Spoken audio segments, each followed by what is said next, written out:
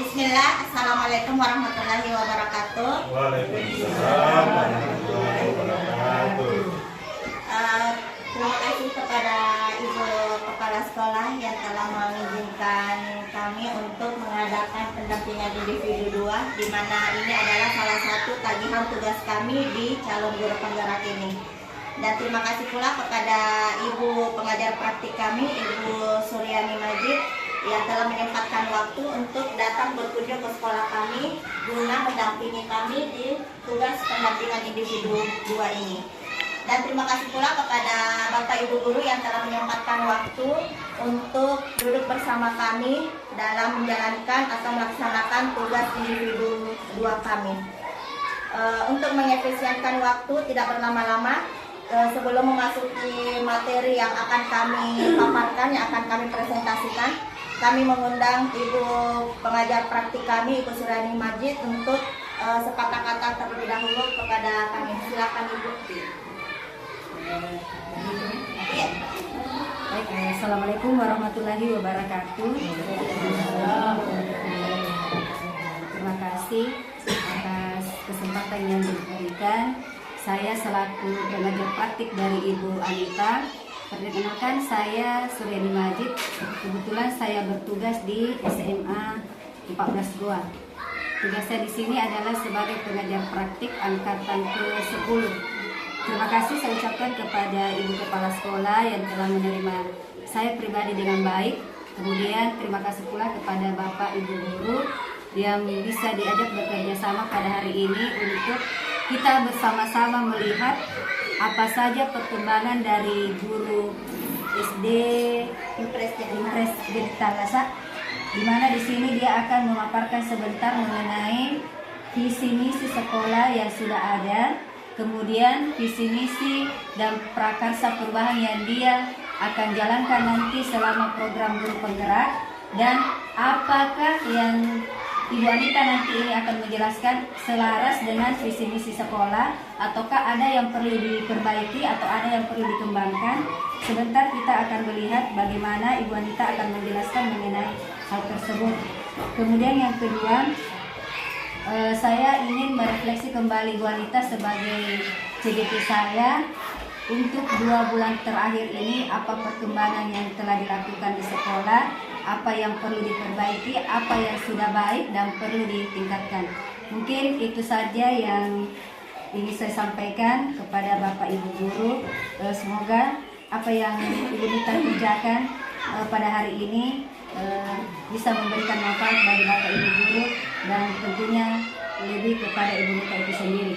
Dan untuk mengefisienkan waktu, saya persilakan kepada Ibu Anita untuk memaparkan visi misi dan prakarsanya. Kepada Ibu saya persilahkan. Ya. Terima kasih banyak Bu atas kesempatannya. Baiklah, oleh karena itu untuk lebih mengefisienkannya lagi, mari kita melihat di layar. Adapun beberapa slide yang akan kami paparkan di sini mengenai hasil kerja kami selama kurang lebih 2 bulan ini. Khususnya di pendampingan 2 ini,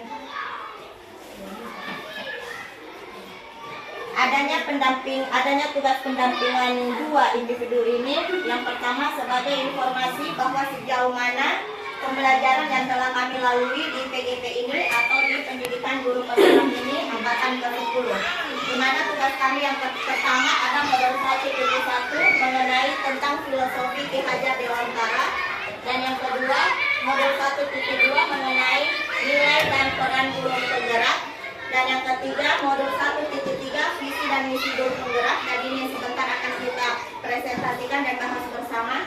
Dan modul 1.4 mengenai disiplin positif, di mana modul 1.4 disiplin positif ini telah kita ambil sebagai salah satu aksi nyata yang kita lakukan pekan kemarin, minggu kemarin. Ya baik, pendekatan inquiry apresiatif mengidentifikasi hal baik yang ada di sekolah kita dan mencari cara bagaimana agar hal tersebut dapat dipertahankan dan memunculkan strategi untuk mewujudkan perubahan ke arah yang lebih baik. Di sekolah kita tentunya ada banyak hal positif yang harus kita kembangkan dan dipertahankan. serta bagaimana caranya kita agar bisa mengaplikasikannya di kehidupan sehari-hari sebagai warga sekolah SD Impres Janet Talasa. Agar dapat menerapkan pendekatan inquiry apresiatif tadi, maka langkah yang harus kita lakukan dengan menggunakan metode Bagja. Seperti halnya yang pernah kita diskusikan waktu KKG kemarin, Bagja itu terdiri dari ada 5 huruf. B. Buat pertanyaan. A. Ambil pelajaran. D. Gali mimpi. D. Jabarkan rencana. Dan A. Atur eksekusi. Di mana B buat pertanyaan utama, kita akan membuat 2 pertanyaan utama di sini, tapi akan kita bahas sebentar hanya satu persatu agar tidak terlalu panjang, dan untuk slide-nya akan kami bagikan di kesempatan berikutnya. Membuat pertanyaan utama, membuat pertanyaan-pertanyaan untuk menentukan arah penelusuran. Jadi nanti kita akan menentukan apa hal positif yang akan kita kembangkan di sekolah kita ini. Setelah kita mendapatkan satu titik tersebut, kita akan mengembangkannya dengan menggunakan metode Bagja. Oke, sebelumnya kita akan menjelaskan terlebih dahulu huruf-huruf tersebut. Ada A. Ambil pelajaran. Memandu bagaimana pengalaman positif dari individu, kelompok atau komunitas yang ada dan dijadikan suatu pembelajaran yang kita akan susun ke depannya. G. Gali mimpi. Berupa narasi keadaan ideal jika prakarsa perubahan terwujud. Jadi setelah kita menentukan satu titik, maka bagaimana caranya agar titik tersebut dapat kita wujudkan. J. Jabarkan rencana. Setelah menemukan satu titik, kita akan bermimpi terlebih dahulu bahwa bagaimana caranya. Dan setelah kita memimpikan, kita menyusun rencana tersebut dan timbullah jabarkan rencana. Kita akan menjabarkan bagaimana caranya kita akan menerapkan apa mimpi kita tersebut. Dan A. Atur eksekusi. Setelah dijabarkan langkah-langkahnya cara mencapai mimpi kita tersebut, kita harus siap untuk mengeksekusi mimpi-mimpi kita. Adapun kalimat terumpang di sini sambil saya mencoba untuk menerangkannya di atas, sambil kita tulis-tulis cara di kertas tersebut. Ini ada beberapa fotokopian di mana di sini ada terdapat 6 pertanyaan untuk cita-cita murid kita. Jadi sambil saya memaparkan materi di atas, sambil kita juga mengisi sesuai apa yang ada di pikiran kita.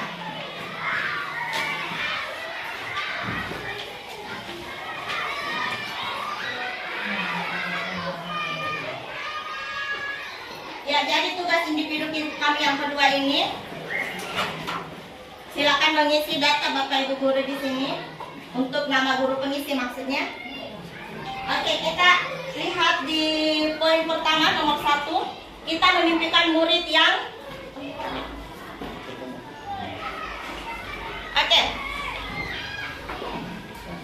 sesuai yang kami terapkan atau sesuai yang telah kami pelajari di modul 1.3 ini, kami memimpikan murid yang, saya memimpikan murid yang belajar secara bahagia. Mengapa?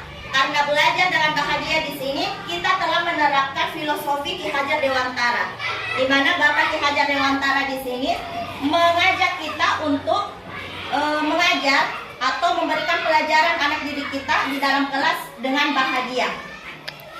Mimpi yang kedua, marilah kita mengajar anak didik kita dengan sesuai bakat dan minatnya dan tanpa ada paksaan. Mereka akan belajar sesuai dengan kebahagiaan yang ada dalam dirinya, sesuai dengan filosofi Ki Hajar Dewantara yang akan kita bahas di pekan selanjutnya.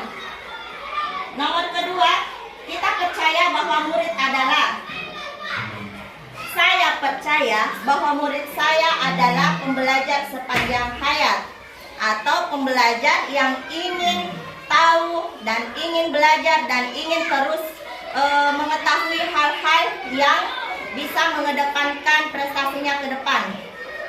Ya, maksudnya di sini saya percaya bahwa anak didik saya akan menjadi seseorang yang betul-betul akan berhasil misalnya ketika dia mau berusaha dan belajar terus-menerus secara sesuai kodratnya, kodrat alamnya dan kodrat zamannya. Jadi kita di sini tidak mengajarkan anak didik kita sesuai zaman kita pada waktu kita masih SD. Kenapa? Karena sekarang itu berbeda. Berbeda zaman cara mengajar zaman dulu sama zaman sekarang.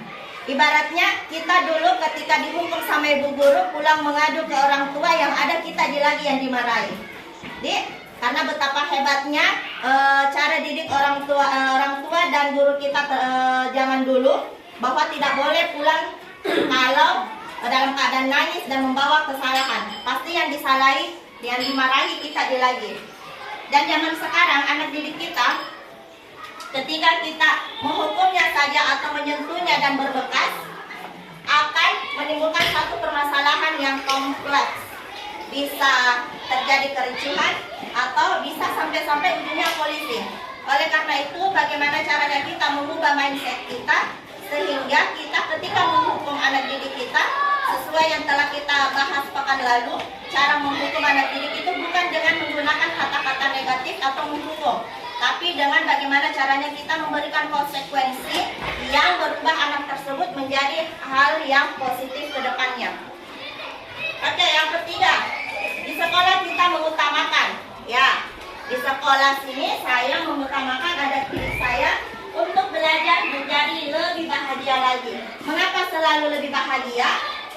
Karena saya tidak ingin anak didik saya ke depannya dia akan berkesan takut atau memiliki kesan negatif terhadap diri saya nantinya. Ketika dia sudah selesai dari sekolah kita ini atau tamat, mereka akan mencap kita sebagai, wah, Bu Anita itu ibu guru yang sekte.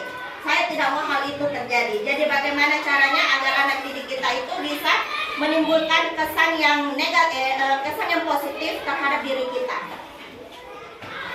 Keempat, murid di sekolah kita sadar betul bahwa anak didik kita harus bagaimana caranya kita menimbulkan rasa kesadaran bahwa mereka harus belajar dengan tekun tanpa ada paksaan.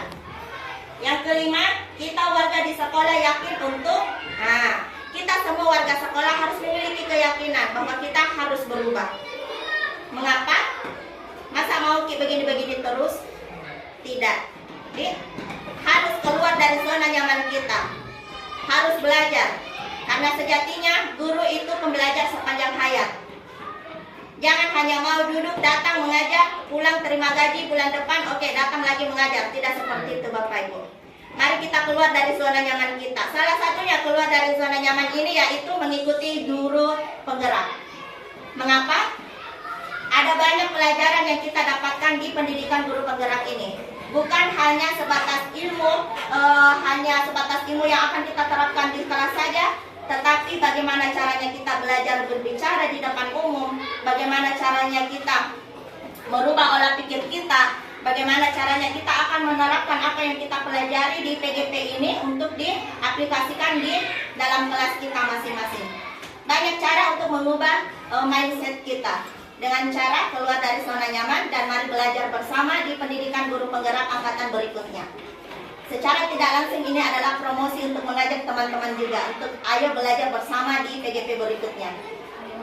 Oke, yang keenam, kita dan warga sekolah ini paham bahwa kita harus paham bahwa betul-betul kita ini harus berubah.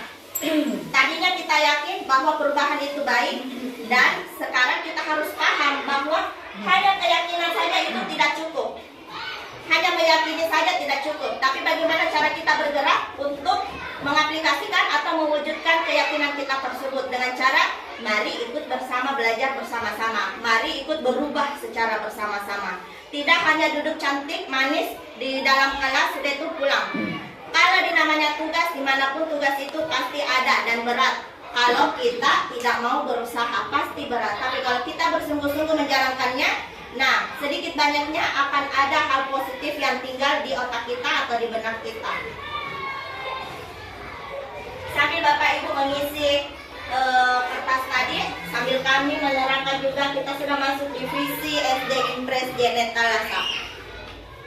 Oke.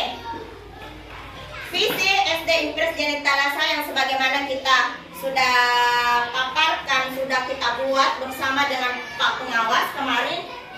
Di sini mengenai di sini mengenai visi SD Impres GD Talasa, terwujudnya peserta didik yang beriman, cerdas, terampil, mandiri, dan berwawasan lingkungan. Oke, ini visi kita semua, visi SD Impres GD Talasa. Peserta didik yang beriman tentunya dengan cara program Jumat ibadah, dengan cara program mengaji atau literasi mengaji sebelum memasuki pelajaran umum di kelas kita masing-masing, dengan cara misalnya sedekah Jumat, mengajarkan anak didik kita untuk bersedekah Jumat, itu salah satu juga peserta didik yang beriman. Terus yang cerdas, cerdasnya bagaimana? Ya, ini tergantung dari bu gurunya juga di kelas.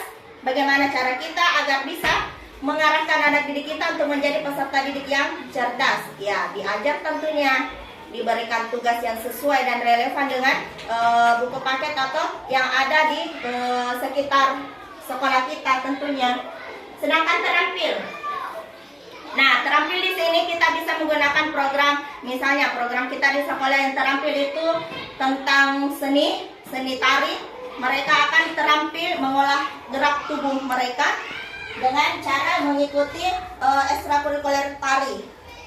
Terampil pramuka juga boleh di sini, pramuka. Program kita selanjutnya itu pramuka. Mandiri bisa juga masuk dalam program pramuka. Dengan mengajak anak didik kita ikut dalam program pramuka, mereka akan dengan sendirinya mandiri ketika mereka harus tidur di alam misalnya, harus mengikat atau memakai sepatunya sendiri, harus ikat tali temali sendiri. Dan saya yakin dalam program pramuka tersebut mengajarkan anak didik kita untuk menjadi peserta didik yang mandiri dan berwawasan lingkungan. Nah, ini tugas kita semua, berwawasan lingkungan. Mengapa?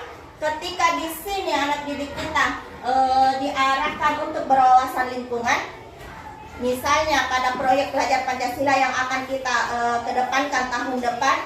Nah, bagaimana caranya kita sehingga mereka bisa berwawasan lingkungan dengan cara sekitar kita ambil satu tema mengelola sampah. Nah, di sini anak-anak akan berpikir atau berwawasan lingkungan, memikirkan bahwa bagaimana caranya agar sampah tersebut bisa menjadi hal yang positif, hal yang bisa dijadikan uang misalnya, seperti itu. Adapun visi guru penggerak, ini visi kami yang telah kami buat pada saat modul 1.3 kemarin. Mewujudkan murid yang beriman, unggul, berkarakter sesuai pelajar Pancasila. Beriman sesuai dengan yang tadi kami bahas di visi sekolah. Beriman yang pertama itu programnya sudah jelas. Dan yang unggul di sini bukan hanya unggul secara akademik, tapi dia juga unggul secara karya atau proyek. Proyeknya itu bisa berupa seni tari, atau bisa juga berupa tentang karakternya yang diubah. Yang tadinya anaknya manja atau sedikit-sedikit pulang jama-jama di mamanya, ketika kita mengajarkannya sesuatu hal yang positif dalam kelas dan mereka akan merubah cara berpikirnya juga. Nah, ini sudah termasuk dengan kategori unggul untuk mengubah karakter anak didik. Apalagi berkarakter sesuai pelajar Pancasila. Yang kita tahu profil pelajar Pancasila itu ada 6 poin. Nah, kita ambil ke-6-6-nya di situ. Makanya saya tidak tulis di sini poin ke-6 supaya tidak terlalu panjang, tapi saya yakin semua Bapak Ibu guru sudah tahu bahwa profil pelajar Pancasila itu ada 6 poin di dalamnya. Dan bagaimana caranya kita agar bisa mewujudkan ke-6 poin tersebut ke depannya. Selama 1 tahun ke depan kita akan belajar bersama-sama dan belajar menyusunnya sedikit demi sedikit. Tidak dikatakan bahwa langsung satu kaligus, tapi ya belajar sedikit-sedikit.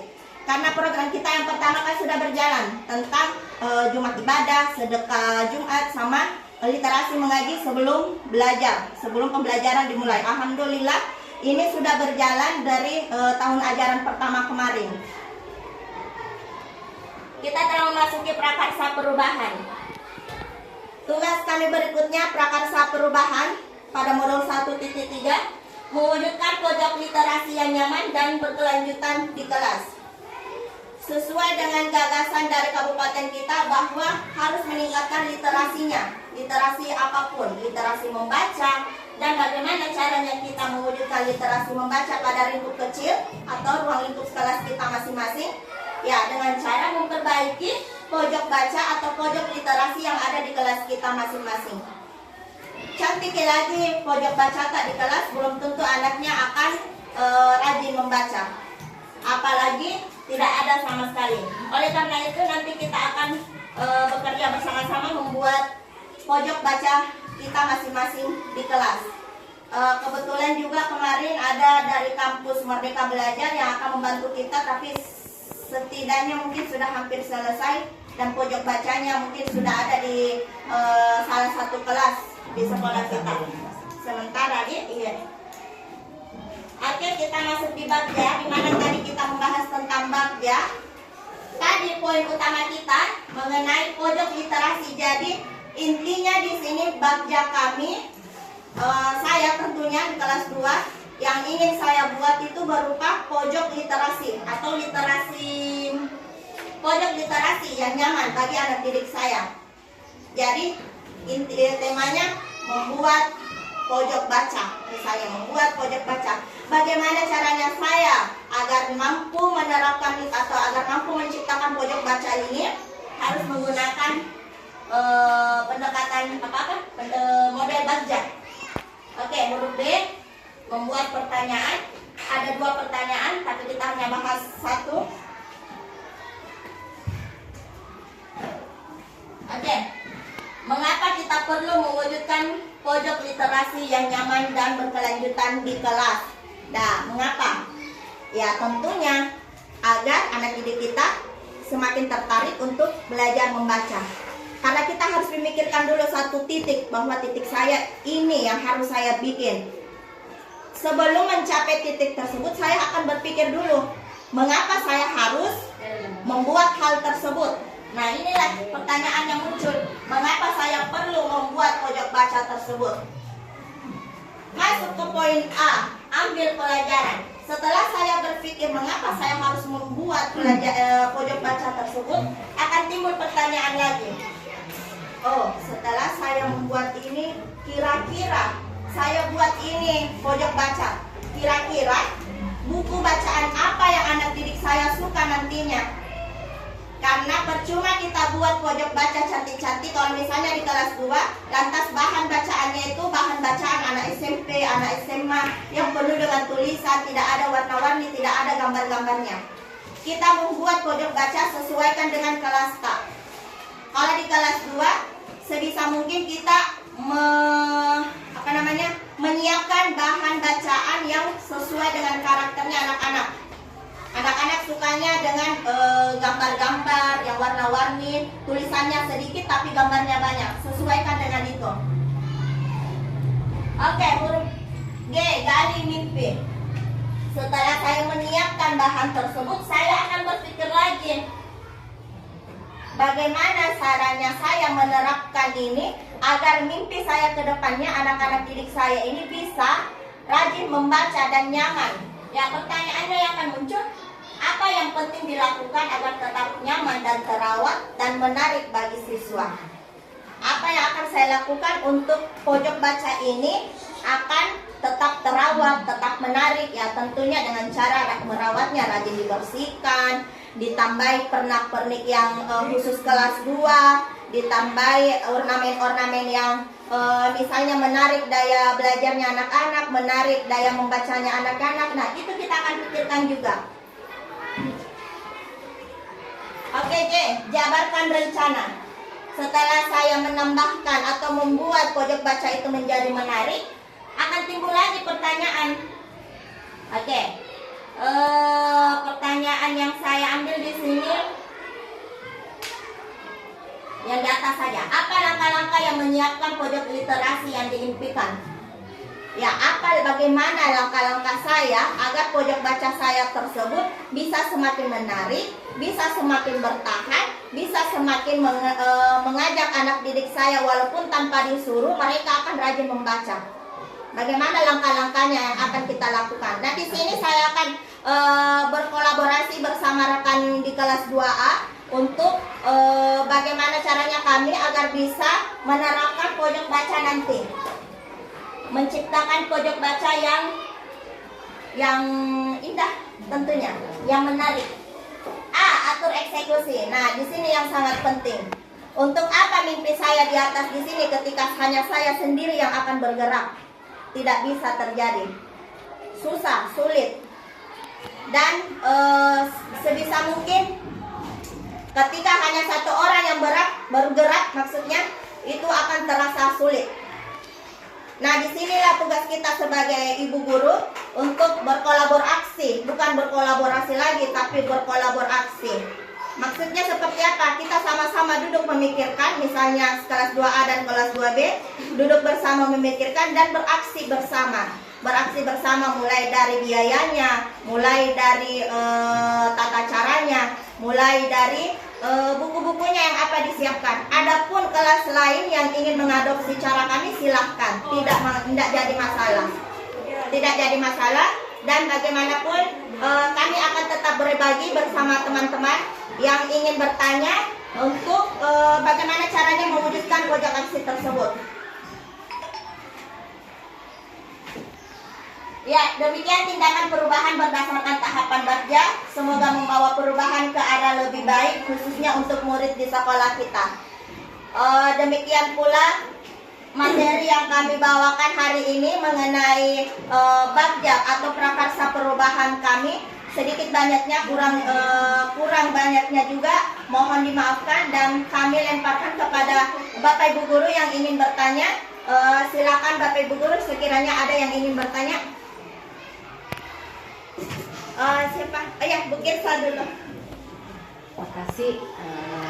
Setelah mendengarkan pemaparan tadi tentang visi sekolah dan juga ada visi guru penggerak, di sini visi sekolah kita adalah terwujudnya peserta didik yang beriman, cerdas, terampil, mandiri, dan berwawasan lingkungan.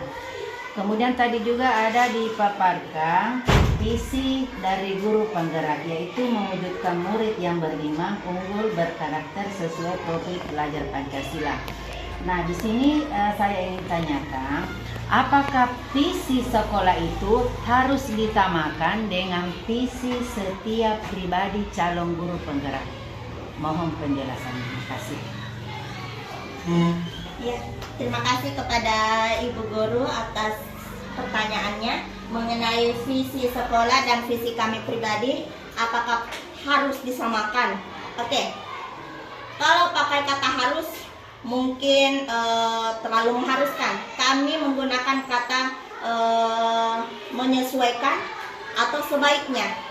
Ya, karena ketika misalnya visi sekolah A, visi saya pribadi B, dia tidak akan ketemu. Sedangkan kita di sekolah dalam satu atap ini menginginkan perubahan bersama. Jadi bagaimana caranya kita ke depan agar bisa menyamakan atau menyelaraskan visi antara visi sekolah dan visi calon guru penggerak. Kalau dikatakan harus sama, ya mari kita menyelaraskannya agar satu kali mendayung 2-3 pulau terlampaui. Satu kali kita bergerak dan satu kali kita berubah. Jadi saya bisa menerapkan atau mewujudkan visi saya sebagai calon guru penggerak, di mana tugas tersebut akan kami aplikasikan di kelas, dan visi sekolah juga harus tetap berjalan. Jadi sebisa mungkin ada baiknya harus diselaraskan agar satu kali kita jalan, semua kedua-duanya bisa didapat hasilnya. Bagaimana? Oke, terima kasih. Oke, ada lagi satu mungkin Bu. Oh ya, silakan. Tadi ada masalah, ada dibahas tentang masalah prakarsa perubahan. Mengapa itu harus membuat prakarsa perubahan dalam yang kita terapkan sekarang? Ayah. Terima kasih Bu atas pertanyaannya. Mengapa kita harus membuat prakarsa perubahan? Oke. Ini. Mengapa kita harus membuat prakarsa perubahan? Yang pertama, ini merupakan salah satu tagihan tugas kami. Yang kedua, ketika kita menerapkan atau mengambil satu titik visi, bagaimana caranya agar salah satu visi tersebut dapat kita jalankan. Kalau dijalankan secara tanpa adanya tahapan, saya rasa akan menimbulkan satu kegaduhan atau menimbulkan satu bisa jadi dilupa tahap yang ini, dilupa tahap yang ini. Tapi ketika kita menggunakan prakarsa perubahan dengan menerapkan metode Bagja, karena prakarsa perubahan ini ada lagi di bawahnya menggunakan metode Bagja tentunya. Dengan menggunakan metode Bagja tersebut akan membantu kita agar prakarsa perubahan ini dapat kita capai dengan baik dan maksimal. Ibaratnya prakarsa perubahan ini Bagjanya, ibarat tangganya. Kita ketika menggunakan prakarsa perubahan dan menggunakan Bagja, dia akan cepat sampainya, dapat terwujud dengan baik dan dapat diselaraskan dan dapat diaplikasikan serta dapat dimanfaatkan ke depannya untuk anak didik kita. Kalau kita tidak menggunakan prakarsa perubahan atau Bagja, akan amburadul visi sekolah kita. Yang mana ini yang mau kita terapkan, yang mana ini yang harus kita pakai tahapannya, yang mana ini yang harus didahulukan misalnya seperti itu. Jadi perlu ketika kita menggunakan prakarsa perubahan ini perlu menggunakan Bagjanya juga. Terima kasih Bu. Baik. Terima kasih Bapak Ibu Guru dan terima kasih Bu Guru yang telah menyempatkan waktu dan berdiskusi bersama kita. Setidaknya ada 2 pertanyaan, dimana kalau ada pertanyaan berikutnya bisa kita sharing-sharing duduk-duduk keesokan harinya. Oke, silahkan Bu. Terima kasih Ibu yang tadi sempat memberikan 2 pertanyaan. Pertanyaan yang pertama tadi sempat saya dengar mengenai visi sekolah dengan visinya guru penggerak. Setahu saya begini, visi sekolah itu kan artinya kita rembuk secara bersama-sama stakeholder yang ada di sekolah baru kita tuliskan. Kemudian yang visi guru penggerak itu adalah ide pribadi yang dia kemukakan pada saat dia di dalam program guru penggerak. Tentunya apa yang dia cita-citakan, ceritanya apa yang dia impikan selama dia menjadi peserta di dalam pelatihan. Terus apakah harus sesuai, harus diselesaikan atau bagaimana? Itu tidak. Artinya begini, kalau memang sudah ada kita punya visi atau misi yang ada di sekolah, terus visi itu sejalan dengan apa yang ingin dikembangkan atau ingin dilakukan oleh guru penggerak, itu sah-sah saja, tidak usah kita merubah. Yang jelasnya apa yang ingin dijadikan visi oleh guru penggerak itu adalah intinya adalah sesuai dengan profil pelajar Pancasila, karena kuncinya ini kurikulum merdeka hanya itu Bapak Ibu. Jadi kuncinya itu kurikulum merdeka hanya profil pelajar Pancasila. Jadi kalaupun misalnya yang terdiri dari 6 itu kita belum mampu untuk melaksanakan keseluruhan, boleh kita cicil mungkin 2 dulu tahun ini, mungkin tahun depan 2 lagi. Yang jelasnya itu tidak perlu terlalu wow apa program tak, tetapi program yang kita memang rencanakan itu betul-betul konsisten kita lakukan. Kita bisa mungkin melihat nanti di ke depan, karena Ibu Anita itu punya program saya lihat pojok limit. Itu saja kita fokus di pojok limit. Mungkin tahun ini pojok limitnya mungkin biasa-biasa saja. Seiring dengan Ibu Anita mungkin melakukan ini kegiatan guru penggerak, ada kesan tersendiri, maksudnya ada nilai lebih di mata siswa, di mata murid, bahwa enaknya ada pojok limit. Artinya berpengaruh atau berdampak besar dari program pojok limit ini. Artinya siswa merasa lebih senang, lebih nyaman, maksudnya lebih menyenangkan lah dibandingkan yang sebelum-sebelumnya. Itu menandakan bahwa ada perubahan prakarsa yang Ibu Anita lakukan dibantu dengan kolaborasi Bapak Ibu, dan sudah mewujudkan dengan visi misi yang ada di sekolah tadi unggul dan sesuai dengan profil pelajar Pancasila. Karena apa saya bisa mungkin bertanya ke Ibu Anita, itu tadi yang kita angkat sebagai pojok limit, nilai apa di karakter profil pelajar Pancasila yang betul-betul kita ingin tampakkan dari 6 itu. Yang mana yang paling ingin kita unggulkan. Mandirinya Bu. Oh, mandiri. Mandiri. Karena biasanya anak kelas 2 itu kalau disuruh membaca ada pakai di dekatnya. Baru mau membaca, apalagi anak didik yang belum tahu membaca sama sekali. Jadi bagaimana caranya agar pojok baca tersebut itu bisa menarik anak didik yang tadinya hanya membaca maunya, ya. Sehingga kan kalau di pojok baca yang kami akan buat nanti bukan hanya sekedar bahan bacaan saja, tapi di situ nanti ada buku cara membaca dengan menggunakan metode Montessori misalnya. Nah di situ anak didik akan duduk cantik sambil belajar membaca, jadi mandiri tanpa disuruh. Ya. Tapi maksud saya prasarana bukunya mendukung atau tidak? Kalau sekarang yang dibeli itu baru 2 Bu, pakai uang kasnya anak-anak. Kalaupun buku yang ada di perpus ada juga kami ambil yang beberapa saja yang sesuaikan saja untuk di kelas untuk bahan bacaan anak-anak. Nah iya, jenis buku jadi Jenis biasanya buku. jadi pendukungnya. Iya. Kalau bukunya menarik, Iya. alasan anak-anak yang baca. Tapi kalau bukunya sendiri yang kurang menarik atau penataan pojoknya yang kurang menarik, ya. Jadi itu bisa nanti kita kolaborasi dengan teman-teman. Kalau untuk sekarang pojok bacanya Bu masih menggunakan pojok baca yang bukunya digantung, karena kami pakai sistem hanger istilahnya. Karena anak-anak itu biasa kalau bukunya tertata banyak di situ di rak di belakang. Kalau bukan anak di kelas 2 yang masuk menghamburkan tapi nak baca tidak apa-apa, tapi biasa ada kelas lain yang saking tertariknya mereka ambil tarik-tarik bukunya berhamburan lain. Jadi kita pasang buku yang hanger begitu Bu, yang hanger book istilahnya kami. Jelasnya bisa lebih meningkatkan minat Ya, bacanya. nanti insya Allah ke depannya bisa diatur bersama kelas 2A Bu. Ya. Terima kasih Bapak Ibu Guru yang telah menyempatkan waktunya untuk mendengarkan atau ikut berpartisipasi dalam tugas individu kami yang kedua. Dan terima kasih kepada Ibu Kepala Sekolah yang telah menyempatkan juga, dan kepada Ibu Guru pengajar praktik kami yang telah menyempatkan juga. Terima kasih banyak atas semuanya. Demikianlah hasil tugas kami pendampingan individu kedua. Dengan ini kami mengucapkan Assalamualaikum warahmatullahi wabarakatuh.